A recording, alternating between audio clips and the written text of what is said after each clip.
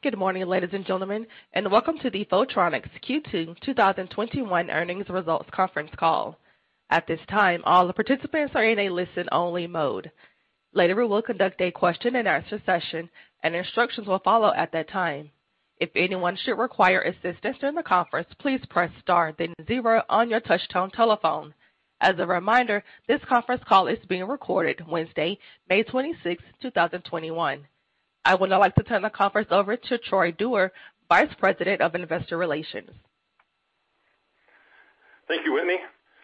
Good morning, everyone. Welcome to our review of Photronics 2021 second quarter financial results. Joining me this morning are Peter Kirlin, our Chief Executive Officer, John Jordan, our Chief Financial Officer, and Chris Progler, our Chief Technology Officer. The press release we issued earlier this morning, along with the presentation material which accompanies our remarks, are available on the Investor Relations section of our webpage. Comments made by any participants on today's call may include forward-looking statements that include such words as anticipate, believe, estimate, expect, forecast, in our view. These forward-looking statements are based upon a number of risks, uncertainties, and other factors that are difficult to predict. Actual results may differ materially from those expressed or implied, and we assume no obligation to update any forward-looking information. At this time, I will turn the call over to Peter. Thank you, Troy, and good morning, everyone. Our Q2 performance was strong as we achieved record revenues with growth across both IC and FPD. The one exception was mainstream FPD, where customers continue to focus on current LCD production rather than releasing new displays. This had little to no impact on our business because our FPD capacity was sold out, predominantly making higher value masks for AMOLED and LTPS mobile displays. Business across the semiconductor and display industries was strong for nearly all participants in Q2, driven by wafer starts and or capital equipment investment. The photomask market has joined the party as design activity as well as installation of new manufacturing lines drove an uptick in demand. We expect this will continue, and our position as the largest merchant photomask manufacturer should enable us to continue to invest and grow with these industry trends. Margins improved in the quarter as we were able to leverage higher revenue into expanding gross and operating margins. This has been an area of focus for us, and I am pleased with the solid progress we made during the quarter. As we look into the future, we expect margins to continue to expand based on a plan underpinned by 3 initiatives. The first is to grow our top line and realize the benefits from higher operating leverage once we exceed the fixed cost in our model. There are several opportunities we are pursuing for revenue growth. One is winning the lion's share of the market in China as our customers execute against the country's Made in China 2025 policy. This drives demand for both IC and FPD photomasks. We have built and ramped 2 manufacturing plants in China, both of which are fully equipped with the initial wave of tools and operating profitably with momentum. Beyond those greenfield investments, we are adding point tools to many of our sites to address specific market needs and customer commitments. Finally, we anticipate an expansion of captive outsourcing as EUV technology ramps, creating a need for these customers to outsource more of their non-EUV reticles. The second component of our margin expansion is to leverage our market and technology leadership, especially in mass for mobile displays, driving better mix and better margins. AMOLED panel capacity is growing, especially in China, as more mobile displays adopt this technology. This includes not only smartphones, but also laptops and tablets. There's an increasing proliferation of both manufacturers and products, create a rich environment for new designs and therefore new masks. We are the recognized leader in AMOLED mask technology, and we will use this position to maintain and expand our market share. This will drive higher revenue and product mix, as AMOLED carries some of the best ASPs across our product line. The final piece of our margin improvement plan is to leverage our scale to drive cost out. 2 areas we are focused on are materials and equipment maintenance. By far, our largest spend on materials is blanks, and we are driving to standardization, thereby eliminating complexity and cost, as well as to help newer sectors, for example, G10.5 Plus, to mature, which improves our suppliers' efficiency and cost. On service, we are expanding our use of self-maintenance, allowing us to optimize the amount we spend on service contracts. This lowers total cost and improves uptime, as we can more quickly respond to and fix issues. We operate in a high fixed cost environment. Approximately 1/5 of our cost of goods sold is depreciation. Because of this, in addition to intensely managing the variable cost items I just discussed above, and many I did not, we must make solid investment decisions when spending on capital equipment. This requires a disciplined investment strategy to put us on the best path for improving returns on investment. We are now entering the next stage of our investment strategy, which is based on a phased approach. We completed phase 1 by building 2 new facilities in China and equipping them with tools to enable initial product ramps. We are now executing phase 1A in FPD by adding point tools to supplement operations and selectively expand capacity in China, as well as other locations, bringing better balance to our global factory. Our IC phase 1A will occur primarily during fiscal 2022, with new point tools to enhance operating capacity and efficiency.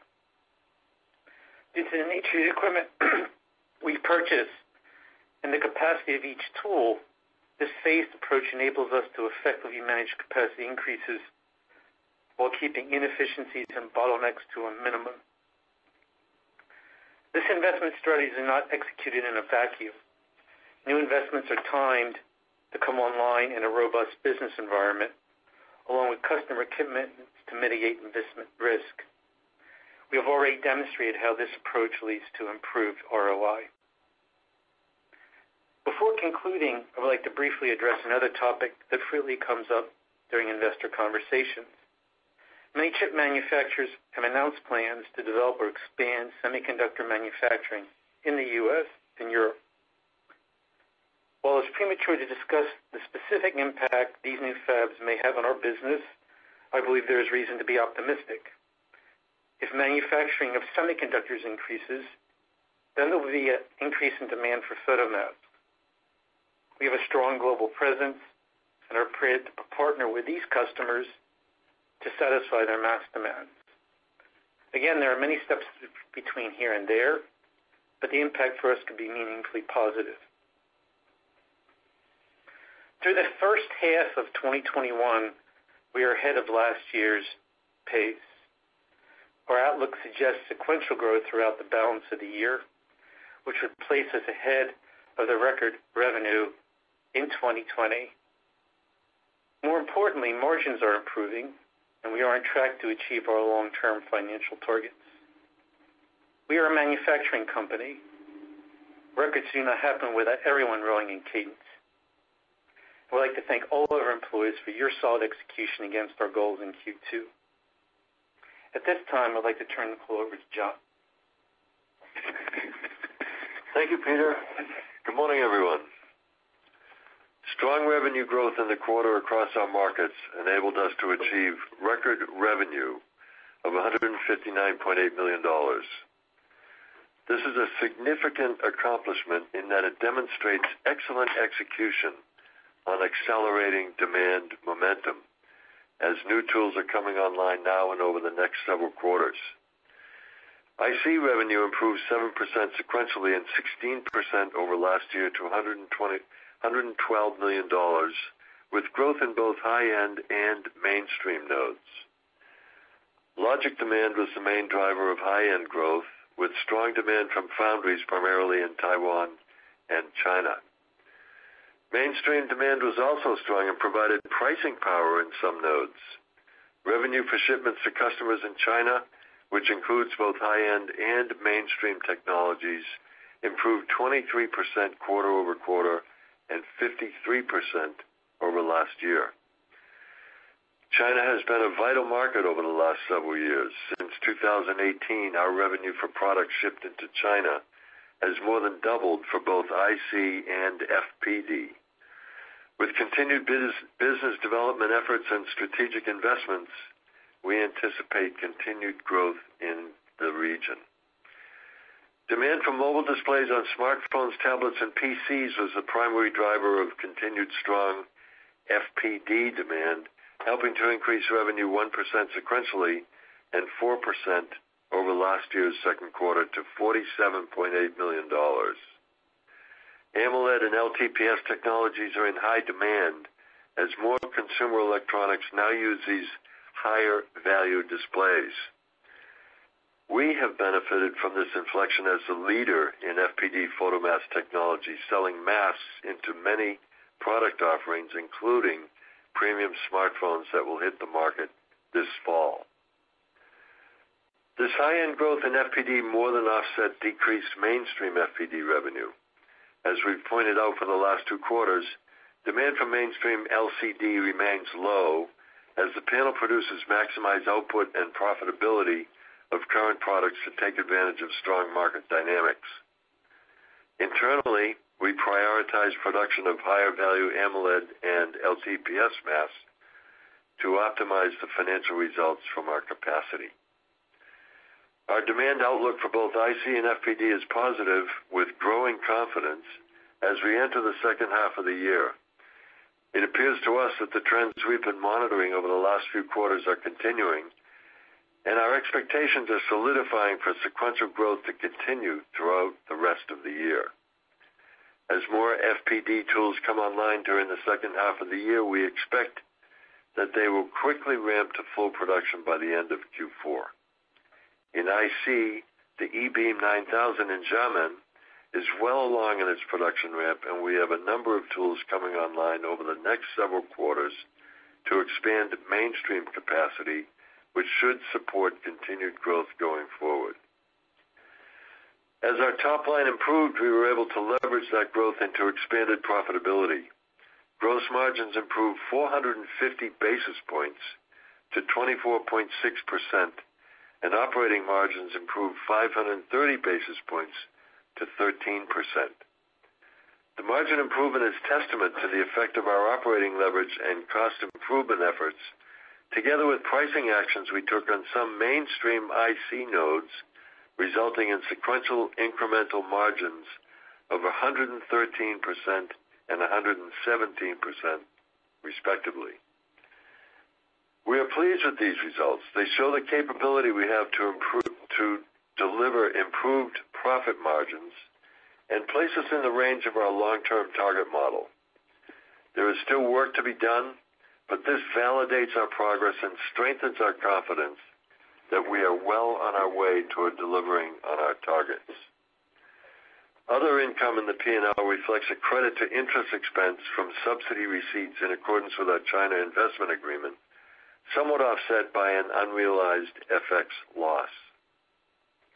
Net income attributable to non-controlling interests increased significantly based upon higher earnings from our IC JVs.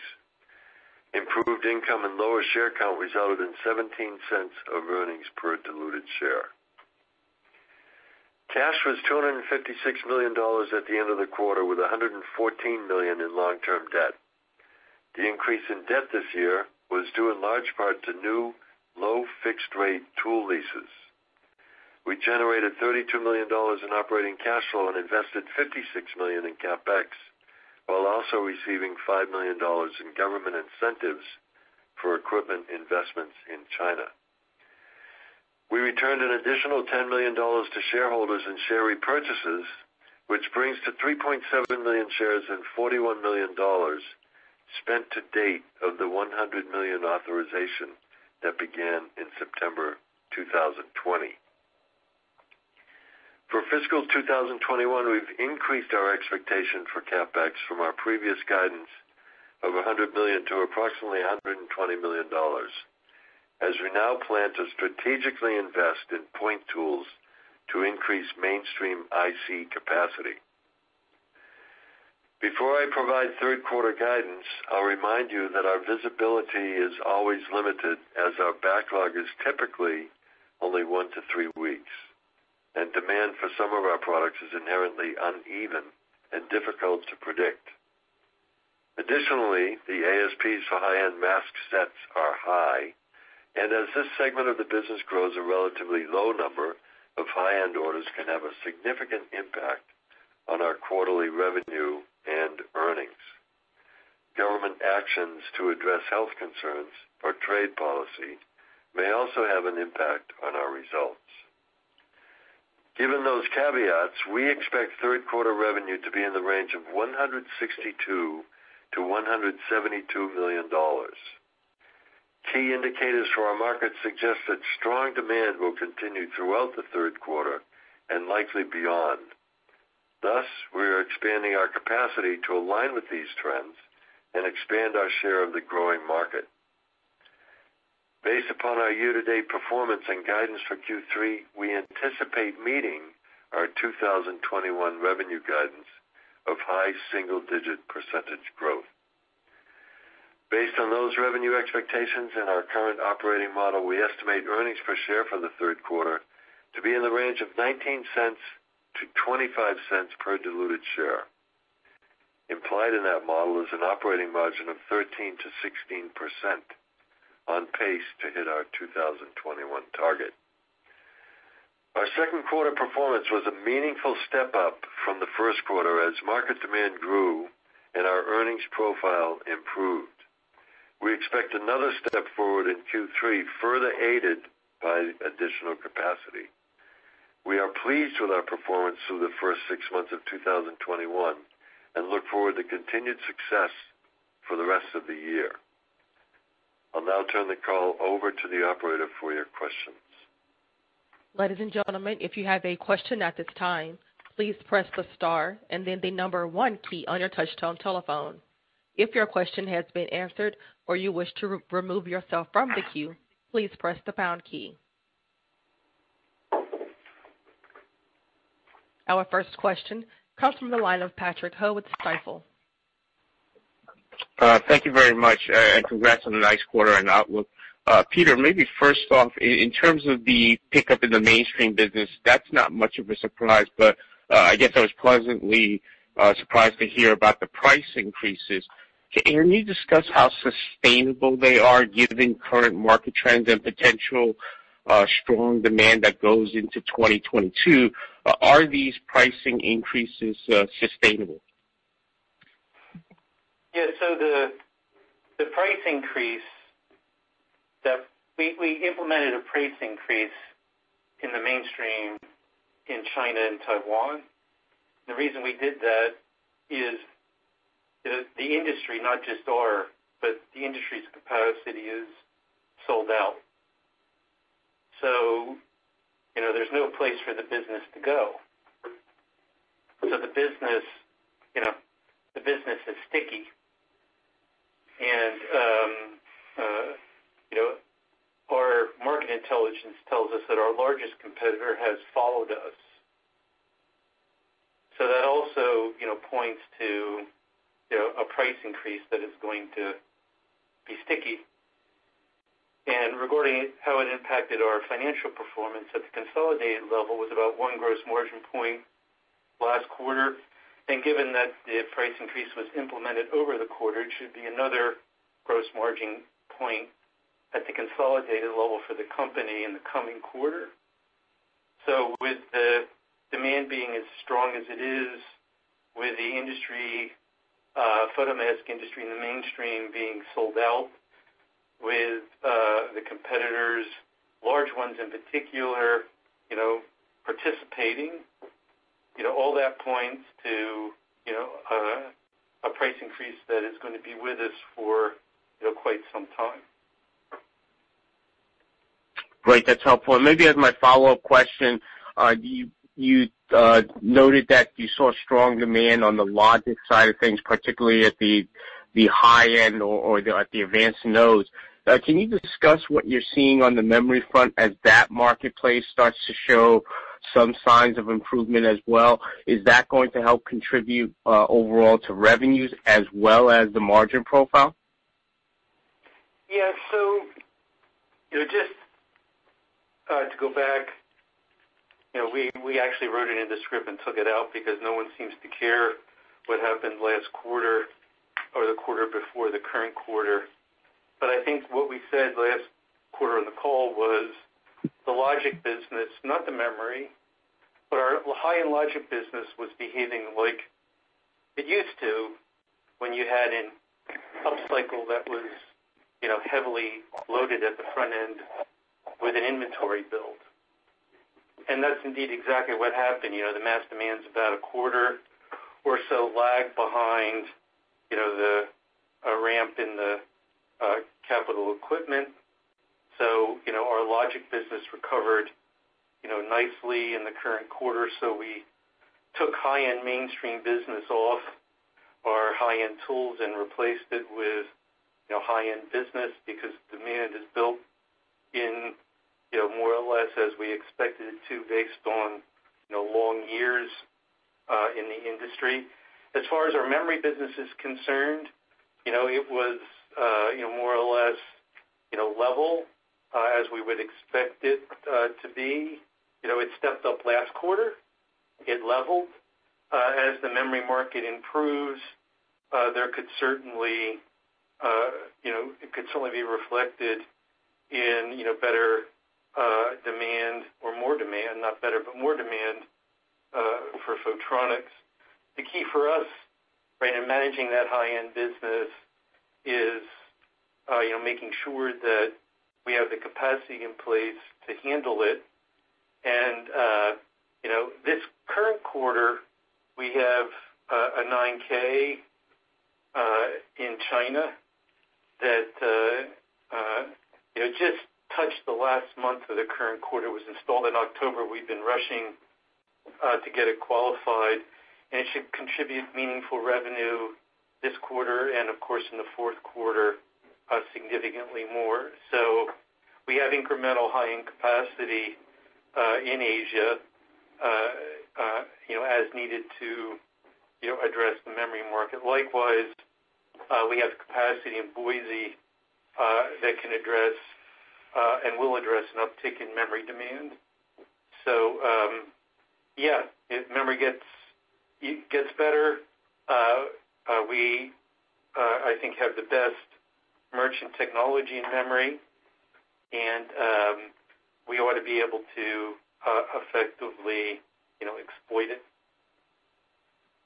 Thank you very much. Chris, would you like to make any comments about our position in memory?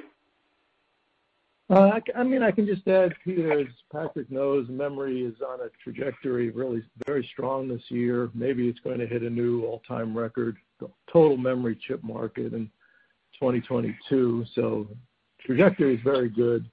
I will also notice that the litho equipment spend is skewed towards logic. So the memory people do not seem to be adding capacity in lithography that would cause what I would consider an oversupply situation, which is often what happens. So market seems very healthy and fairly stable. And with that, as Peter said, our memory technology, we believe, is at least a node, maybe node and a half ahead of the competitors.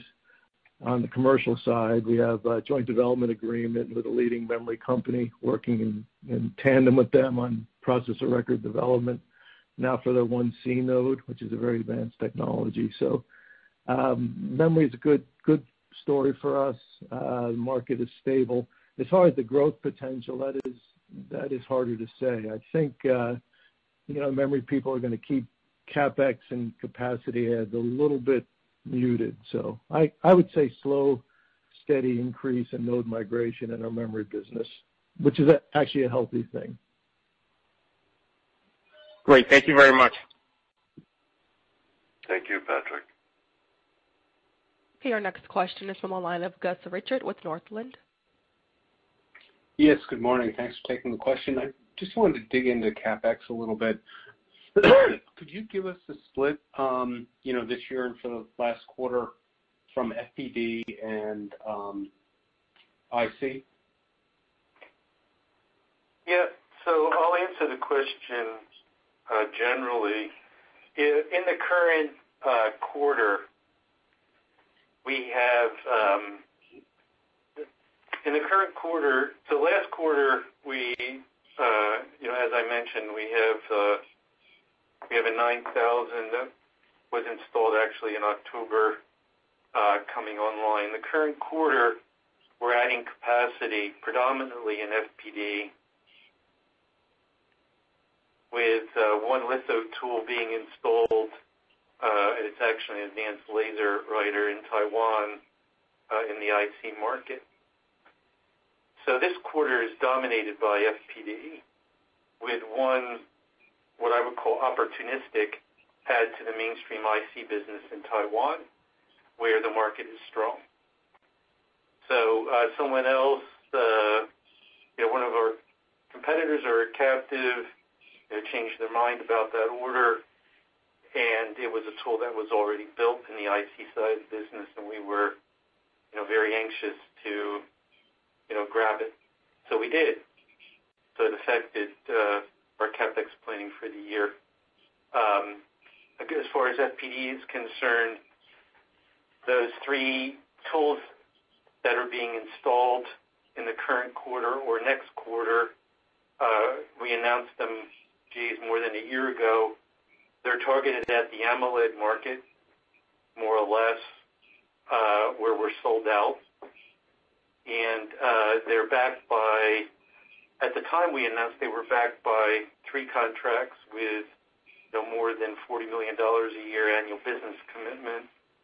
Well, in the current quarter, we actually got another customer to sign a 3-year contract for AMOLED capacity that raises that commitment level up to $55 million, which means those tools are sold out for the foreseeable future as soon as we can get them running. So that's kind of that's a quick summary of where the money's going. Okay, and then in terms of your IC spend, some of it's going to go for leading edge, some of our new capacity, some of it's going to go for debottlenecking of mature.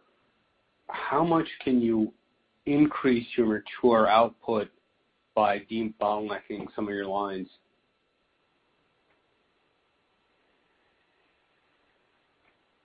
Yeah, that's a point in time question, Gus, because right now, again, the mainstream. What's unique about the mainstream market versus the high end is normally the first 2 reticles need to be delivered within 24 hours, so that you can't build them and ship them, not effectively. They got to be built locally. So where the mainstream market is sold out is China and Taiwan. China and Taiwan. I'm sorry. We can, by debottlenecking lines, raise our mainstream capacity somewhere in the $30 to $50 million zone without having to install new lines. That's about as much, I think, as we can possibly, hope to get. Now, if the mainstream market being sold out would become a global phenomena, that would be a different question, and I don't have a good answer to that question right now. Got it. And then last one for me, with increase in CapEx, will there be a headwind? You've got a pricing uplift in gross margins in this quarter. Is there any headwind from increased depreciation in the current quarter due to the added CapEx? If there is any, it'll be very fleeting, because when the tools are installed, they can immediately be loaded. The good thing about mainstream is, the high end is difficult because qualification times are 9 to 12 months. Mainstream qualification times are usually 30 days or less, sometimes 0. So we may see a little phase lag, 1 quarter. There may be, depends, right? 1 quarter, there might be a little bit of a drag, but in the next quarter it will be completely gone, and likely not at all. margins will be diminished in the first quarter for that particular tool, but given how quickly mainstream tools ramp, it will be a very fleeting effect. We also have a little tailwind from, excuse me, Gus. Some of the tools are coming off depreciation. They're reaching the end of their depreciable life, so that kind of offsets the increases from some of the new tools. Okay. That was obviously our objective is always to, minimize or eliminate effects. And we have, as I reiterated, we always have cost reduction, programs running. I just got off a 2-hour conference call last night where we discussed our global efforts. But anyways, the best place in this company, if FPD is better than IC generally, but mainstream IC is even better than FPD from the standpoint of speed to qualification. So for us, like nirvana, is to be adding mainstream tools, because if you add them into a strong market, they ramp to volume very quickly. And that's where the margin leverage is or isn't. Okay. The question was generic across all your CapEx, including FPD. But my takeaway from your answer is you're going to see minimum headwinds from increased depreciation in the coming quarter. Is that correct? That's correct. Okay. That's it for me. Thank you. Thank you, Gus. Your next question is from Tom Diffley with D.A. Davidson. Yeah, good morning. Thanks for taking my question. First question is on the flat panel display business. Obviously, very healthy today. Talked about capacity constraints, a strong AMOLED market. But I'm curious what the activity is like for the Gen 10.5, and is it enough to fully utilize those tools for what they're best at? Yeah, so last quarter, the G10.5 market was, frozen. There was virtually no demand across the industry. In the current quarter, we're expecting, market demand to, pick back up in G10.5. With our FPD capacity, if we're not building G10.5, we're generally, with those tools, building AMOLED reticles, which, maybe it hurts the top line a little bit, but it improves, the profitability. So it's a balancing, it's a balancing act. But I guess to answer your question, those tools, our FPD factory capacity was completely consumed in the quarter. The 82% high end is the highest number I can remember here at Photronics, and I've been here for almost 13 years now. So the mix of the business was, really good, and that was essentially with a frozen G10.5 market.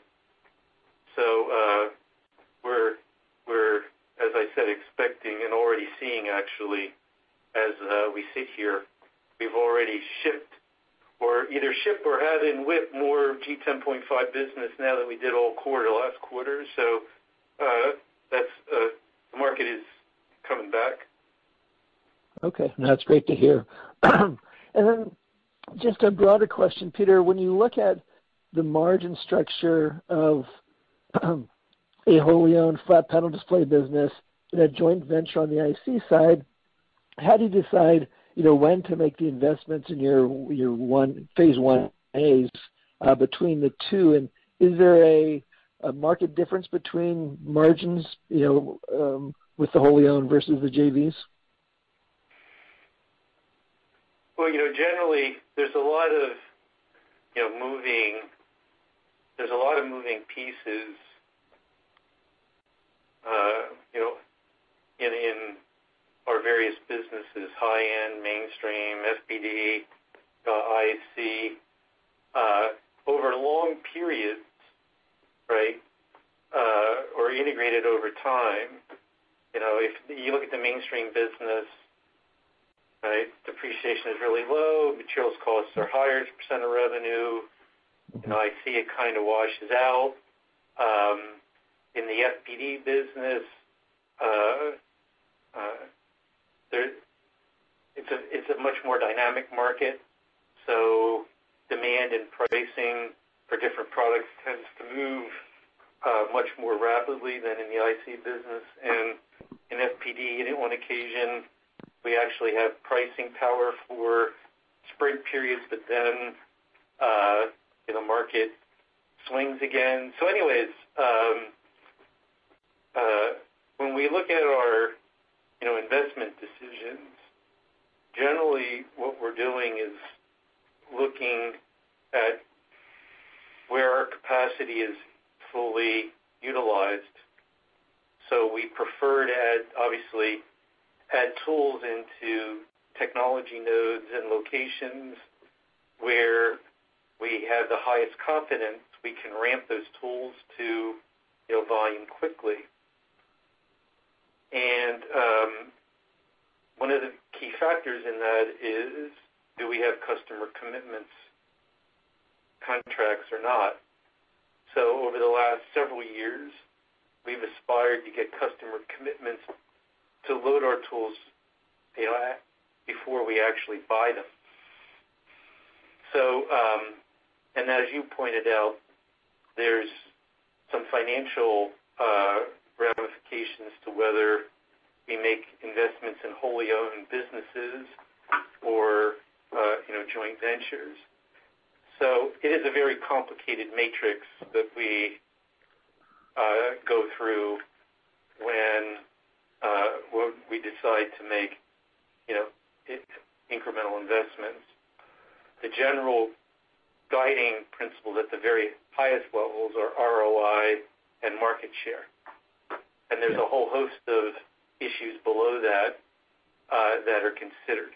But it's not straightforward. Okay. That makes sense. And I guess along those same lines, John, when you look at the minority interest, and if we assume that we have sequential growth through the end of the year, would you expect that line item to continue to rise as well? I think so, Tom. Okay. And then last... Go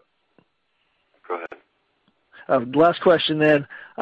When you look at the $120 million of CapEx, I think at some point you had said that once you get that capacity installed, you would already have enough capacity to meet your long-term, your 3-year target model? I think what we said was we would have enough capacity to get into the bottom, sort of into the matrix, right, for our 3-year target model. Yeah? Oh, okay, great. All right, thanks for your time. Thank you, Tom. Again, to ask a question, press star 1 on your telephone keypad. Your next question is from the line of Oren Hirschman with AIGH. Hi, congratulations on the progress. Just a very general question. One of the things that obviously had an effect in Q1 and Q2 was that the industry, like you said, the semi-industry was so busy trying to make the most of the existing products that were being shipped. Can you just reiterate, has that process begun to change a little bit where all of a sudden they're busier on new designs, which is a positive for you and the industry as a whole? Yeah, there's a dynamic shift occurring in our IC business, particularly in logic, where, particularly in the foundry business, customer will not release a new design unless they can get wafers. Doesn't make any sense. So historically, if you look back 15 or 20 years ago when the industry was very different, when we would see an industry upcycle, mass demand would always phase lag an uplift in the semiconductor industry because the very first step was to replenish inventory. So we've seen that before. As the industry matured and growth, generally compounded annual growth in the industry came down, that phenomena slowly mature over time damped. This cycle in logic, again, not in memory, and IC looked like the old days, and our business, here we are a quarter later, is behaving like the old days, where we're starting to see a shift. So yeah, it's a dynamic shift in the business. And in FPD, there were different drivers why the business at the beginning of our first quarter was a bit soft, right? And those had more to do with U.S. sanctions continually ratcheting up against Huawei and their impact on the mobile display market in general. That's also worked its way through. So we aren't seeing those effects in our business today. It's more dynamic and more in line with the industry tone just generally. One follow-up question on that point on the flat panel AMOLED business. The screen's obviously getting much more complex, with features built into the screen like fingerprint recognition, etc. How does that play into your mask demand? It plays into it beautifully. If you look at a rigid AMOLED display like that we would have seen in a leading-edge mobile phone, say 3 to 5 years ago, take maybe 12 to 13 mask levels to make that display. If you look at a leading-edge AMOLED display today, you can easily the mask count is somewhere around 20, could be as high as 25 levels. So the mask count's almost doubled because of the added features that are being built into flexible displays today. So yeah, that's a very positive. I didn't speak to that. That's a very positive, trend in our, AMOLED business. And of course, there's a very large Korean customer of ours that is leading the charge on building more and more complexity and more capability into, AMOLED displays. Okay, the last question, it's a two-part question. It's just in terms of capacity across the industry in both segments. Obviously, it's very tight. It's been documented in DigiTimes and other places, the tightness that you're describing. It's almost no secret, although I'm sure there's a little bit of secret here and there in terms of competitors, including you in that group, knowing there aren't a lot of them left. On the merchant side, knowing who's ordered what in terms of capacity, also knowing that the lead times on these tools has continued to stretch. That's reflective of a price increase that you put in, which, whoever heard price increases in recent times or ever, where does this all go in the next few quarters? Could you continue to see price increases just because there just isn't capacity across anybody on the merchant side, period? And again, it plays into the last question. If you're going to need more masks as the screen complexity gets harder and everybody's sold out across the board, what does that mean as well? Okay, well, so the price increases we put in the last quarter implemented were in mainstream IC in Taiwan and China, because this is where the market is, the market's oversold. If you look at the FPD business,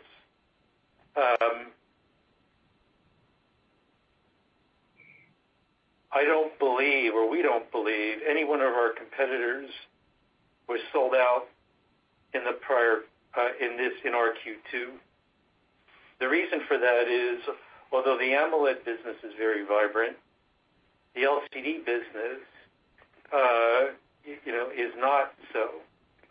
What is happening in the LCD business is the industry, as a result of G10.5 and its impact on the display business, nearly everyone a year ago, LG is probably a public company, or AUO, or no, go look.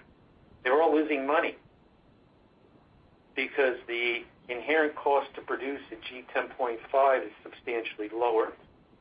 So China invested in G10.5. Prices dropped dramatically on large format displays for TVs, and everybody lost money.